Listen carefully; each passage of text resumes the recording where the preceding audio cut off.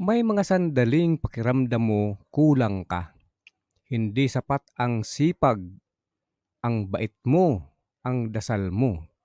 At habang lumalalim ang gabi, lumalalim din ang tanong, paano kung hindi ako karapat-dapat? Pero sa katahimikan, may tinig, hindi galing sa mundo, kundi galing sa itaas. Mapalad ang mga dukha sa espiritu, hindi ang mga mayabang, hindi ang palaban sa lahat ng bagay, hindi ang laging tama, kundi ang marunong yumuko. Yung amining Diyos kailangan kita. Sila ang mapalad.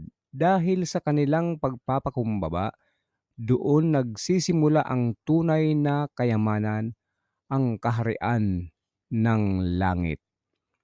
Kung nararamdaman mong wala ka ng maibubuga, baka doon ka na lang, doon ka niya gustong simulan.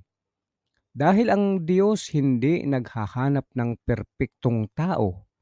Naghahanap siya ng pusong bukas, pusong handang umamin, at pusong handang sumuko. Sa iyong kahinaan, doon siya magiging lakas mo. Panginoon, turuan mo akong maging dukha sa espiritu. Tanggalin mo ang yabang sa aking buhay.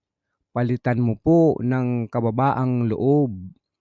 Tulungan mo akong aminin na kailangan kita araw-araw.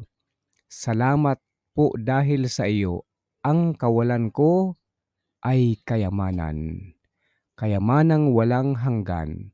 Sa pangalan ni Jesus. Amen.